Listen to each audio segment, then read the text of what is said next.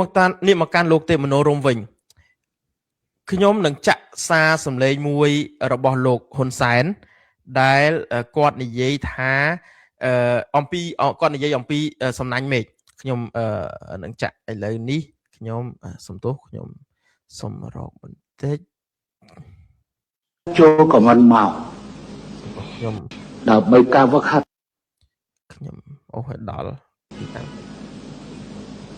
អញ្ចឹងឥឡូវកម្ពុជាអត់មានប្រើយន្តហោះសម្រាប់ការច្បាក់នៅពេលនេះ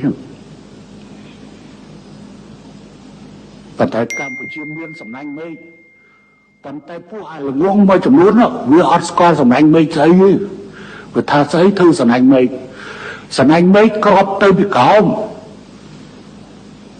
ទៅយន្តហោះកាលណាឲ្យហោះពីលើខ្ពស់ហើយធ្វើអីឲ្យអត់បាត់ទេ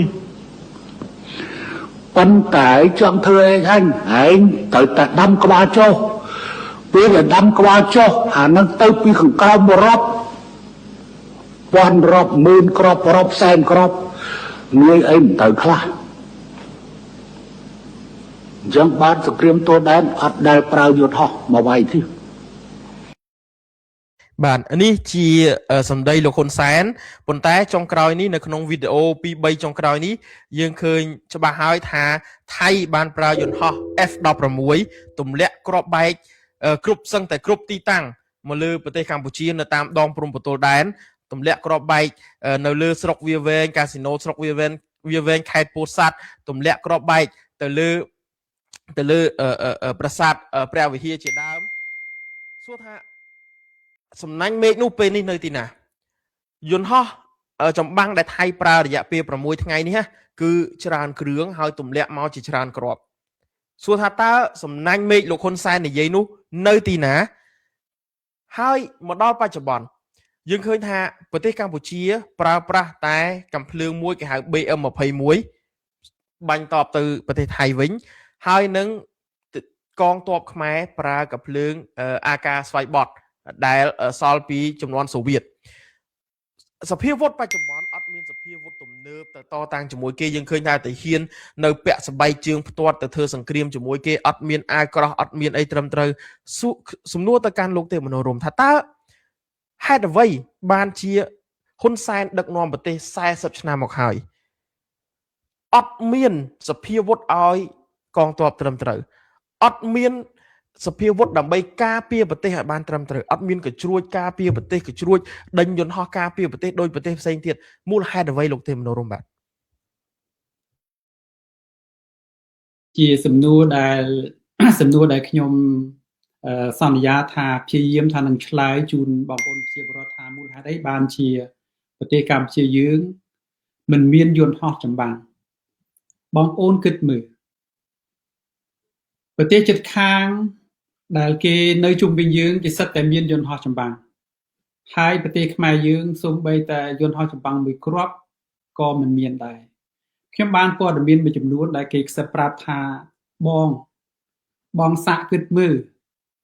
ប្រសិនបើអ្នកខាងកើតគេគ្រប់គ្រងកងទ័ពរបស់យើងអ្នកខាងកើតគេមានឥទ្ធិពលក្នុងការរៀបទ័ពរបស់យើងតើគេចង់ឲ្យខ្មែរយើងមានយន្តហោះទេតើគេចង់ឲ្យខ្មែរយើងមានអាវុធដើម្បីបាញ់ទម្លាក់យន្តហោះទេគឺប្រកាសណាស់ថាគេមិនចង់ទេសំណួរសួរមួយទៀតថាតើថៃគេចង់ឲ្យខ្មែរមានយន្តហោះទេគឺអត់ចង់ទេតើខ្មែរចង់ឲ្យតើថៃគេចង់ឲ្យខ្មែរយើងមានអាវុធដើម្បីកម្ចាត់បាញ់ទម្លាក់យន្តហោះទេគឺថៃអត់ចង់មានទេអញ្ចឹងបើថៃអត់ចង់ឲ្យខ្មែរមានយន្តហោះវៀតណាមក៏អត់ចង់ឲ្យខ្មែរមានយន្តហោះដែរបើថៃមិនចង់ឲ្យខ្មែរមានអាវុធទំនើបដើម្បីបាញ់ទម្លាក់យន្តហោះក៏វៀតណាមគេអត់ចង់ឲ្យខ្មែរយើងមានអាវុធដើម្បីបាញ់ទម្លាក់យន្តហោះដែរប្រទេសថៃហើយនិងប្រទេសវៀតណាមខ្ញុំនិយាយឲ្យបើជាចំហចោះចង់បងប្អូនមិនសប្បាយចិត្តមិនសប្បាយចិត្តគឺអានឹងរឿងរបស់បងប្អូនតែខ្ញុំចង់និយាយថាថៃវៀតណាមគេអត់ចង់ឲ្យខ្មែរយើងមានទ័ពខ្លាំងទេថៃគេអត់ចង់ឲ្យខ្មែរយើងមានយន្តហោះដើម្បីច្បាំងទេហើយពាក់ព័ន្ធទៅជាមួយនឹងប្រទេសយើងកម្ពុជាយើងណាមិនមែនអត់លុយទិញយន្តហោះទេបងប្អូន យើងអាចទិញបានយន្តហោះប៉ុន្តែមានគេមិនឲ្យយើងទិញមានគេមានឥទ្ធិពលនៅលើយើងគេបញ្ជាលើយើងគេមិនឲ្យយើងទិញដូច្នេះលោកហ៊ុនសែនដឹកនាំប្រទេសណាទោះបីលោកហ៊ុនសែនដឹកនាំប្រទេស200ឆ្នាំទៀតក៏កម្ពុជាអត់អាចមានយន្តហោះបានដែរព្រោះអីលោកហ៊ុនសែនមិនមែនជាមនុស្សឯករាជ្យលោកហ៊ុនសែនស្ថិតនៅក្រោមឥទ្ធិពលរបស់វៀតណាមអញ្ចឹងវៀតណាមគេអត់ចង់ឲ្យយើងមានយន្តហោះទេប្រសិនបើយើងមានយន្តហោះហើយយើងទៅច្បាំងការពារដែនសមុទ្ររបស់យើងច្បាំងការពារកោះគុតច្បាំងការពារកោះត្រល់បងប្អូនសម័យគិតមើលតើបើសិនតែវៀតណាមដែលគេមានឥទ្ធិពលលើខ្មែរតើគេអនុញ្ញាតឲ្យយើងមានយន្តហោះទេគឺគេអត់អនុញ្ញាតឲ្យយើងមានយន្តហោះទេខ្មែរយើងមានយន្តហោះបានលុះត្រាណាតែខ្មែរយើងមានមេដឹកនាំថ្មីមានគោលនយោបាយឯករាជ្យមិននៅក្រោមឥទ្ធិពលរបស់អ្នកណាយកសន្ធិសញ្ញាសន្តិភាពទីក្រុងប៉ារីសមកអនុវត្តទើបខ្មែរយើងអាចការពារបូរណភាពទឹកដីបានទើបខ្មែរយើងអាចបំពាក់អាវុធទំនើបបំពាក់យន្តហោះដើម្បីការពារប្រទេសបានប្រទេសថៃចំណាយជាង $6,000 លានថវិកាជាតិរបស់គេចាយសម្រាប់ជាតិខ្មែរយើងចាយសម្រាប់កងទ័ពជាតិសម្រាប់ការពារជាតិថវិកាប្រហែលជា $1,000 លានជាងយើងតិចជាងគេ4ដងទៅ5ដងក៏ប៉ុន្តែមិនមែនមានន័យថាថវិកាតិចនឹងយើងមិនអាចទិញយន្តហោះបានទេបើគេទិញបាន5យើងទិញបាន1ហេតុអីបានយន្តហោះថៃគេមានរហូតដល់200គ្រឿងខ្មែរយើងសូម្បីតែ1គ្រឿងគ្មានដោយសារតែប្រទេសជិតខាងដូចប្រទេសវៀតណាមតែគេនៅត្រួតត្រាយើងនៅក្រោមឥទ្ធិពលរបស់វៀតណាមយើងនិយាយឲ្យច្បាស់ចឹងទៅថាលោកហ៊ុនសែននៅក្រោមឥទ្ធិពលរបស់វៀតណាមគេមិនឲ្យយើងមានយន្តហោះទេបើយើងមានយន្តហោះយើងនឹងអាចច្បាំងការពារទឹកដីរបស់យើងអញ្ចឹងគេមិនអាចរំលោភ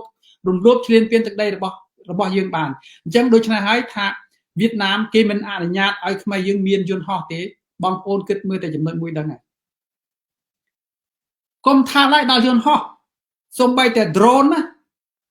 ក៏គេបង្កើតច្បាប់ដើម្បីឲ្យខ្មែរយើងនឹងមិនឲ្យខ្មែរយើងប្រើ drone ផង drone ការពារគេមិនឲ្យយើងមានផងកុំថាឡើយដល់តែយន្តហោះគេបង្កើតច្បាប់ដើម្បីឲ្យកូនខ្មែរយើងនេះមិនអាចផលិត drone បាននៅប្រទេសអ៊ុយក្រែនណាសង្គ្រាមច្បាំងគ្នាជាមួយនឹងសូវៀតជាមួយនឹងរុស្ស៊ីណាអ៊ុយក្រែនច្បាំងដោយខ្លាំងដោយសារមាន drone សូម្បីតែអ៊ុយក្រែនមិនទាន់មានយន្តហោះច្រើនមែនណាមាន drone គឺការពារទឹកដីរបស់គេបានខ្មែរយើងកូនខ្មែរយើងដែលមានខួរក្បាលមានបច្ចេកវិទ្យាខ្ពស់យើងអត់អាចផលិត drone បានទេដោយសារតែច្បាប់ហាមឃាត់មិនឲ្យកូនខ្មែរយើងហ្នឹងមិនឲ្យកូនខ្មែរផលិត drone ដើម្បីការពារជាតិរបស់យើងសួរថាតើអ្នកណាដែលអ្នករាំងស្ទះមិនឲ្យខ្មែរយើងការពារបូរណភាពទឹកដីបានកូនខ្មែរយើងមានឆន្ទៈអ្នកដែលរាំងស្ទះមិនឲ្យខ្មែរយើងការពារបូរណភាពទឹកដីបានទី1គឺប្រទេសដែលមានអំណាចនៅជិតយើងគេដែលលើកបន្ទុកហ៊ុនសែនគឺវៀតណាមគេដែលលើកបន្ទុកហ៊ុនសែនគេមិនអនុញ្ញាតឲ្យខ្មែរយើងមានយន្តហោះទេបើខ្ញុំនិយាយខុសខ្ញុំទទួលខុសត្រូវទី2អ្នកដែលបង្កើតច្បាប់មិនឲ្យខ្មែរយើងមាន drone ការពារដែនអាកាសរបស់យើងបានគឺលោកហ៊ុនសែនជាអ្នកបង្កើតច្បាប់ដូច្នេះហើយបងប្អូនកុំទៅសម័យថាហេតុអីបានខ្មែរយើងមានសង្គ្រាមជាមួយនឹងថៃយើងអត់មាន drone ទៅទម្លាក់យើងបានចងដៃចងជើងខ្លួនឯងចងដៃចងជើងកូនខ្មែរមិនឲ្យផលិត drone មិនឲ្យមាន drone មិនឲ្យអភិវឌ្ឍបច្ចេកទេស drone អានឹងហើយដែលជាចំណុចគ្រោះថ្នាក់បំផុតសម្រាប់ប្រទេសកម្ពុជាយើងបងប្អូនមើលចំណុចទី3គេអនុញ្ញាតឲ្យខ្មែរយើងមានសភាវុធត្រឹមតែការពារសន្តិសុខនៅក្នុងការពារអ្នកដែលបះបោរនៅក្នុងសង្គមដូចជាធ្វើបាតកម្មអីបងប្អូនឃើញទេតបខ្មែរយើងស្មើនឹងCIS របស់បារាំងដែលសម្រាប់បង្ក្រាបអ្នកបាតកោទេមិនមែនតបសម្រាប់ច្បាំងទេបើតបសម្រាប់ច្បាំងគឺគេបំពាក់អាវុធខ្លាំងនៅតាមសមរភូមិប៉ុន្តែបងប្អូនក៏លេចមើលតបខ្មែរយើងណាគេទិញសភាវុធដូចជាទិញរថយន្តដើម្បីការពារកុំឲ្យគប់ដុំថ្មទៅត្រូវមានរនាំងបាំងមានខែលការពារដុំថ្មខែលពាក់ដៃពាក់អាវក្រោះស្អីអាហ្នឹងគឺជាអាវុធសម្រាប់ការពារពួកបាតកោមិនមែនអាវុធសម្រាប់ច្បាំងទេហើយអាវុធទំនើបមួយចំនួនគឺលោកហ៊ុនសែនបំពាក់ក្រុមអង្គរៈ BRSQ របស់គាត់ប៉ុន្តែកងទ័ពយើងដែលនៅក្នុងសមរភូមិមុខបងប្អូនឃើញសង្គ្រាម5ថ្ងៃអត់ឲ្យក្រោះក៏អត់មានស្បែកជើងផ្ទាត់ហើយកំភ្លើងចាស់ទាំងអស់ហ្នឹងគឺជាចេតនាដែលគេមិនចង់ឲ្យកងទ័ពខ្មែរយើងនឹងមានសមត្ថភាពនៅក្នុងការការពារខ្លួនហើយកងទ័ពដែលនៅក្នុងជាដែននៅក្នុងសមរភូមិថៃណា សត្វតែតបដែលស្ម័គ្រចិត្តហើយសត្វតែតបដែលអង្អាចក្លាហានតបដែលស្នេហាជាតិមែនទែនតបសល់ពីសម័យខ្មែរក្រហមគឺសត្វតែអ្នកស្រឡាញ់ជាតិខ្លាំងតបទី2គឺតបលោកតាសឿនសានគឺតបស្ដោកដាច់គឺស្នេហាជាតិខ្លាំងតបទី3គឺតបរបស់ហ្វុនសេងពេជ្រតបរបស់ខ្មែរសេរីរបស់យើងគឺតបទាំងអស់ហ្នឹងគឺជាតបដែលធ្លាប់ច្បាំងជាមួយនឹងវៀតណាមដូច្នេះតបអស់ហ្នឹងលោកហ៊ុនសែនគាត់ធ្លាប់ច្បាំងនឹងវៀតណាមហើយនឹងហ៊ុនសែនអញ្ចឹងហ៊ុនសែនក៏អត់បំពាក់កងទ័ពនៅជួរមុខនឹងទេគេខ្លាចលោកហ៊ុនសែនក៏ខ្លាចកងទ័ពជួរមុខនឹងបំបែកកំណុងមកច្បាំងជាមួយគាត់វិញដោយសារតែលោកហ៊ុនសែននេះជាសត្រូវរបស់គាត់ពីមុនហើយកុំបងប្អូនក៏លេចមើលទៅទ័ពនៅក្នុងជួរមុខគឺលោកហ៊ុនសែនអត់ដែលខ្វល់ជាមួយទ័ពជួរមុខទេរខេរខាខោអាវសម្លៀកបំពាក់ស្អីគឺគាត់បំពាក់តែកងទ័ពដែលការពារគឺការពារខ្លួនរបស់គាត់អង្គរៈរបស់គាត់គឺលោកហ៊ុនសែនបំពាក់នៅនឹងហើយបងប្អូនក៏លេចមើលទ័ពដែលឆ្មាំដែលនៅយាមជាដែនខាងកើតទ័ពដែលនៅខាងកើតទៅយាមជាដែនណាគឺអត់កាន់កំភ្លើងទេបងប្អូនទៅដែរទេនៅពេលដែលវៀតណាមគេរំលោភឈ្លានពានបោះតង់មកយើងឃើញទ័ពយើងទៅដើរទៅយ៉ាងម៉េចទេ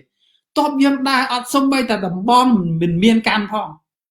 តើឲ្យយើងការពារបូរណភាពទឹកដីយ៉ាងម៉េចបានអញ្ចឹងហើយខ្ញុំចង់វិលមកវិញថាដរាបណាលោកហ៊ុនសែននៅដឹកនាំប្រទេសគឺយើងអត់អាចទី1យើងអត់អាចមានយន្តហោះច្បាំងទេគេមិនឲ្យយើងមានមិនមែនយើងអត់លុយទេគឺគេមិនឲ្យយើងមានតែម្ដងគេមិនឲ្យយើងទិញតែម្ដងបងប្អូនទី2គឺ drone គឺគេហាមឃាត់ប្រកាសច្បាប់មិនឲ្យខ្មែរយើងមាន drone គេកាត់ដៃកាត់ជើងយើងទាំងអស់ទី3គឺសភាវុធដើម្បីការពារអាកាសយើងអត់មានទេរឿងសំណាញ់មេឃសំណាញ់អីរហូតដល់ពេលនេះគឺយើងអត់ឃើញមានសំណាញ់មេឃណាបងត្រីបងអីទេគឺអានឹងគឺរហូតដល់ថ្ងៃនេះយើងអត់ទាន់មានឃើញសំណាញ់មេឃណាចេញទេគឺយើងសន្និដ្ឋានថាអត់មានទេគឺតែប្លានិយាយតែឲ្យតែអស់នេះទេហើយបងប្អូនវិលត្រឡប់ទៅចំណុចមួយផ្សេងទៀតនៅក្នុងកលៈទេសៈនេះណាបងប្អូនឃើញថាកងទ័ពរបស់យើងគឺរខេរខាខ្លាំងហើយបើសិនសង្គ្រាមនៅបន្តបន្តិចទៀតនេះគឺប្រជាពលរដ្ឋខ្មែរយើងនឹងរងទុក្ខវេទនាកាន់តែខ្លាំងអញ្ចឹងបានខ្ញុំព្យាយាមបកស្រាយថាមិនមែនដោយសារតែខ្មែរយើងនឹងអត់មានលុយ